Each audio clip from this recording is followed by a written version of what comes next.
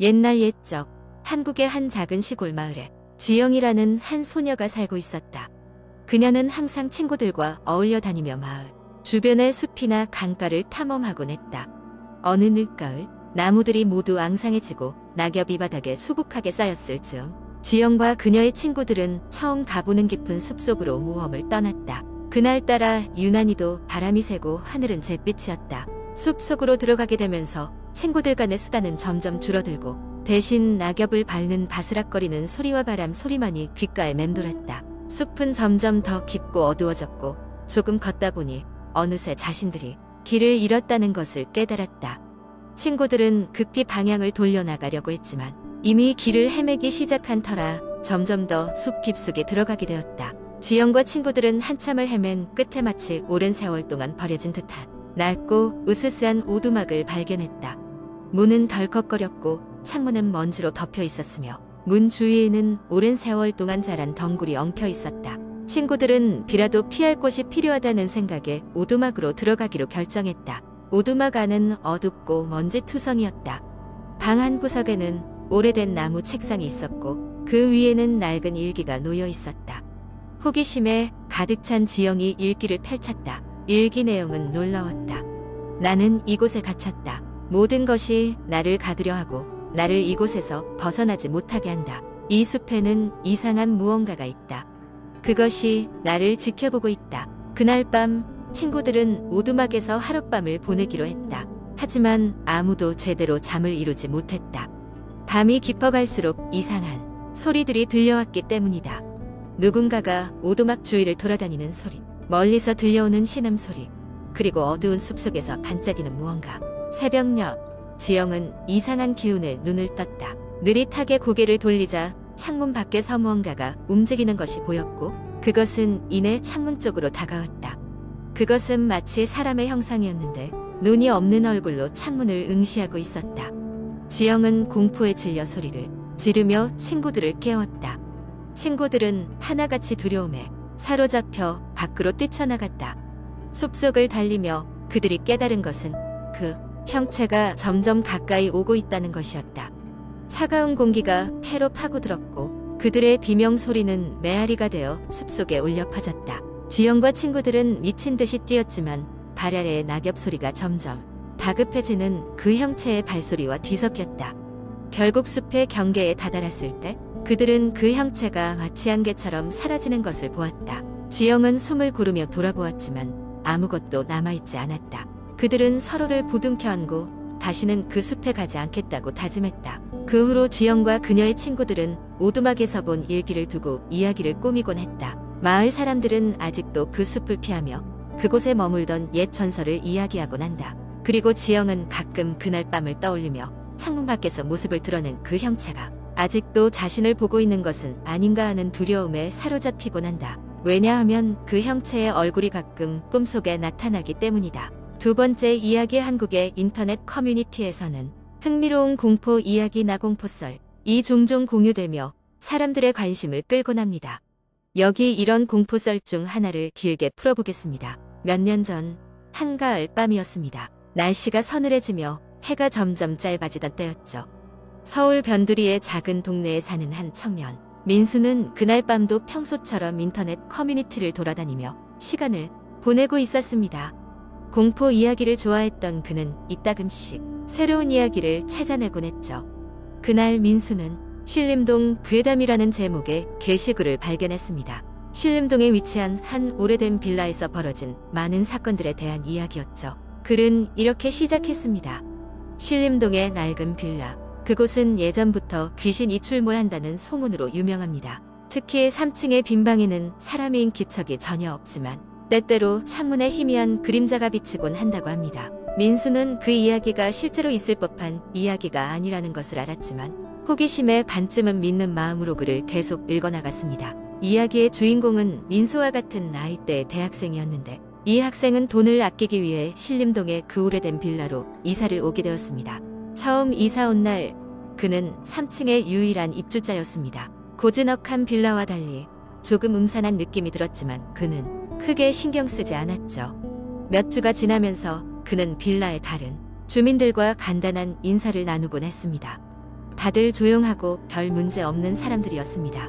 하지만 언제부턴가 3층 복도 끝방에서 이상한 소리가 난다는 것을 느끼게 되었죠. 밤이 깊어지면 들려오는 누군가의 낮은 신음소리와 창문을 두드리는 소리들. 처음에는 바람 소리겠거니 생각했지만 그 소리는 점점 더 명확해졌습니다. 며칠 뒤 그는 직접 그 방의 앞에 서게 되었습니다. 문틈으로 냉기가 스며 나오는 게 느껴졌고 손을 대자 차가운 기운이 온 손에 스며드는 듯 했습니다. 용기를 내서 문을 열어보려 했지만 문은 잠겨 있었습니다. 그러던 순간 뒤에서 누군가가 그를 불렀습니다. 거기서 뭐해요? 깜짝 놀라 돌아보니 빌라 관리인이었습니다. 민수는 관리인에게 이 방에서 나는 소리에 대해 물었습니다. 관리인은 한숨을 쉬며 말했습니다. 그 방은 10년째 비어있는 방이에요. 소리요? 그건 그냥 빌라가 오래돼서 그런 거겠죠. 그러나 민수는 그 관리인의 말이 왠지 모르게 찜찜했습니다. 그날 밤 민수는 이상하게도 잠을 이룰 수가 없었고 자정이 넘은 시각에 다시 복도로 나왔습니다. 그리고 그는 믿을 수 없는 광경을 목격했습니다. 불이 꺼져 있던 그 방의 창문에 희미한 그림자가 서성이고 있었던 것입니다. 누군가가 그곳에서 바깥을 내려다보는 듯 했습니다. 민수는 얼어붙은 듯 그 자리에 서 있었고 마치 누군가 그를 보고 있다는 불안감이 엄습하며 발을 뗄 수가 없었습니다. 그날 이후 민수는 그 방을 피해 다니려고 했습니다. 하지만 이상한 일은 계속되었습니다. 그의 방에서도 이상한 소리가 나기 시작했죠. 밤마다 들려오는 속삭임 소리에 점점 잠을 설치게 되었습니다. 급기야 그는 복도에서 무언가가 걸어다니는 소리를 듣기도 했습니다. 그것은 결코 그의 상상에 불과한 게 아니었습니다. 다른 주민들 역시 이 현상들에 대해 불평했지만 그 원인은 알 수 없었습니다. 시간이 흘러 그 빌라에서는 사람이 거의 살지 않게 되었고 민수도 겨우 학기가 끝나자마자 그곳에서 이사를 나가게 되었습니다. 하지만 그가 떠나기 전 마지막 밤에 그는 비밀을 알게 되었습니다.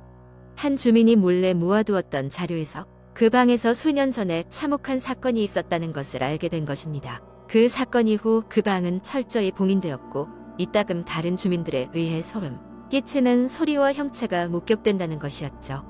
그날 이후 민수는 그의 경험담을 인터넷에 공유하게 되었고 사람들은 그 이야기에 열광했습니다. 하지만 민수는 여전히 그때의 기억을 잊을 수가 없었고 가끔 악몽에서 그 음산한 방을 마주하곤 했습니다. 빌라는 그 후 얼마 지나지 않아 철거되었지만 신림동을 지나가며 그곳에 대한 이야기를 하는 이는 여전히 많았습니다. 빈방의 비밀은 그렇게 또 한동안 인터넷 속 괴담으로 남게 되었습니다. 세 번째 이야기. 서울의 한 대학교에 다니던 주인공 민수는 방학을 맞아 친구들과 함께 여행을 가기로 했다. 여행지는 오래된 전설이 깃든 강원도의 작은 마을이었다. 그곳에는 한때 번성했으나 지금은 거의 버려진 채로 남아있는 호텔이 있었다. 이 호텔은 수십 년 전 의문의 화재로 많은 사람들이 목숨을 잃은 비극적인 장소였다. 이후로 그곳은 귀신이 출몰한다는 소문이 돌게 되었고 호기심 많은 젊은이들은 가끔씩 그곳을 찾아갔다. 민수와 그의 친구들은 한밤중에 도착했다. 달빛이 어슴푸레하게 호텔을 비추고 있었고 오싹한 느낌이 스며들었다. 문이 삐걱거리며 열렸고 그들은 손전등을 켜고 내부로 들어갔다. 낡은 벽지와 부서진 가구들이 호텔의 과거를 짐작하게 했다. 그들은 각자 흩어져 방을 탐색하기로 했다. 민수는 3층의 한 방에 들어갔다. 방 한 구석에는 오래된 피아노가 놓여 있었고 먼지가 두껍게 쌓여 있었다. 피아노를 살짝 건드리는 순간 갑자기 몇몇 건반이 스스로 울리기 시작했다. 민수는 깜짝 놀라 뒤로 물러섰다. 같은 시각 다른 친구인 지연은 아래층에서 이상한 소리를 듣고 있었다. 누군가 흐느끼는 듯한 소리였다. 가까이 다가가자 그 소리는 점점 또렷해졌고 마치 자신의 바로 뒤에서 들리는 것 같았다. 두려움에 휩싸인 지연은 급히 그 자리를 떠나려 했지만 발이 움직이지 않았다. 마치 무언가가 그녀의 발목을 붙잡고 있는 듯한 느낌이 들었다. 결국 친구들은 모두 로비로 모였고 각자 겪었던 기이한 경험을 이야기하기 시작했다. 그때 갑자기 호텔 전체의 불이 깜빡거리더니 모두 꺼졌다. 어둠 속에서 손전등 불빛만이 그들의 낯빛을 비추고 있었다. 갑자기 계단 쪽에서 발소리가 울려 퍼졌고 그들은 공포에 질린 채 계단을 주시했다. 계단 끝에는 흐릿한 형체가 서 있었다. 그녀는 불에 그을린 드레스를 입고 있었고 얼굴은 알아볼 수 없을 정도로 일그러져 있었다. 민수는 친구들을 부축하며 급히 호텔 밖으로 나왔다. 그들은 마을의 주민들로부터 들었던 귀신의 전설을 떠올렸다.